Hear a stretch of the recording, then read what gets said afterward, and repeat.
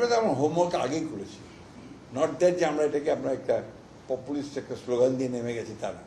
আমরা এগুলোর হোমওয়ার্ক করেছি, কোথা থেকে টাকা আসবে, কিভাবে আসবে, তার ফান্ড কিভাবে আপনার সঞ্চয় করা হবে, আপনার রেভিনিউ আসবে, এগুলো সমস্ত হোমওয়ার্ক করা হয়েছে। হোমওয়ার্ক করেই আমরা নেমেছি এবং আমরা অত্যন্ত আত্মবিশ্বাসী যে আমাদের এই প্রজেক্টগুলো করতে আমাদের কোনো রকমের কোনো আর্থিক সমস্যার সমাধান করবো না আমরা।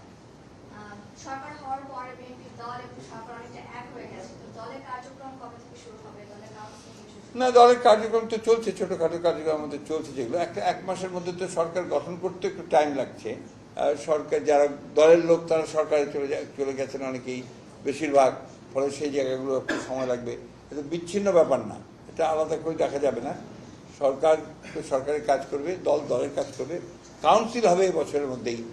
আমরা এখন সময় নির্ধারণ করিনি, বাট ইট উইল বি, আমার মনে হয় খুব শীঘ্রই হবে এটা।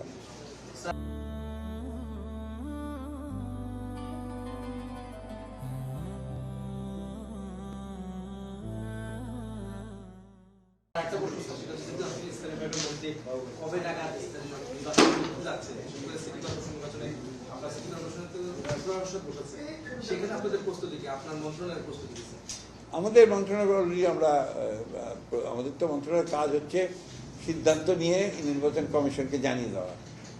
আমরা সেই আলোচনা করছি, আমাদের সিদ্ধান্ত হলেই আমরা জানিয়ে দেবো।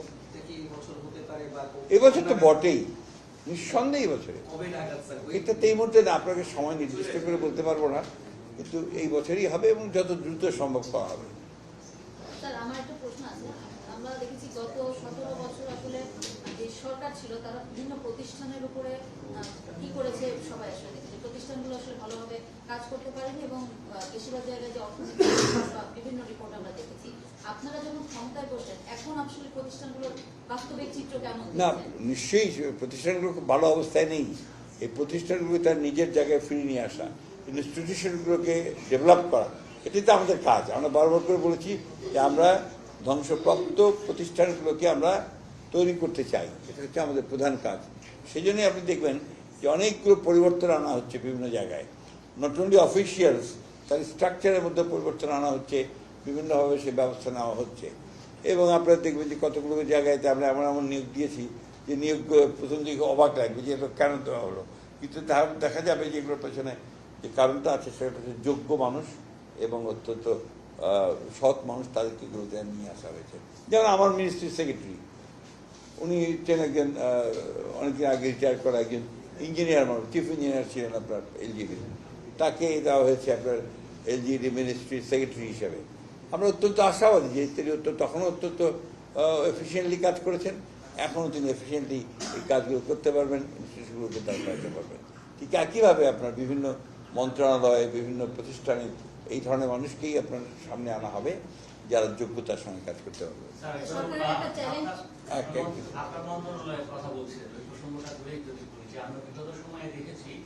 এই মন্ত্রণালয়কে মূলত পার্সেন্টেজের একটি মন্ত্রণালয় হিসেবে চিহ্নিত করা হতো, কেননা সব বড় ফান্ডগুলো কাজ করা, একই সঙ্গে প্রকৌশলীদের যুক্ত থাকা, নানা ধরনের দুর্নীতির অভিযোগ ছিল। আপনি সেই আপনারা নিশ্চিত থাকতে পারেন এই ধরনের কোনো ঘটনা এই মন্ত্রণালয়ে আর শুনতে পাবেন না।